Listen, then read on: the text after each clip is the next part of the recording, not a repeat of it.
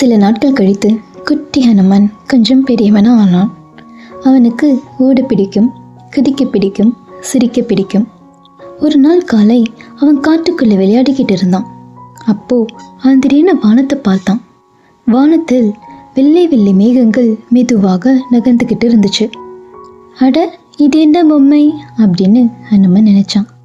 அவன் சிரிச்சுக்கிட்டே மேலே குதிச்சான். அப்போ காத்து மெதுவாக அவனை தூக்கியது. ஹனுமன் இன்னும் உயரமா குதிக்க முயற்சி பண்ணான். அவன் சிரிச்ச சத்தம் கேட்டு பறவைகள் பறந்தது. மரங்கள் கூட காற்றில் மெதுவாக ஆடியது. தூரத்திலிருந்து அஞ்சனா அம்மா இதையெல்லாம் பார்த்து ரசிச்சார். ஹனுமனுக்கு இதெல்லாம் வெறும் விளையாட்டு தான். ஆனா அவனுக்குள்ள ஒரு சின்ன சக்தி மெதுவா விழிச்சுக்கிட்டே இருந்தது. ஆனா அடுத்த நாள்ல ஹனுமன் ஒரு புதிய விஷயத்தை பார்த்தான்.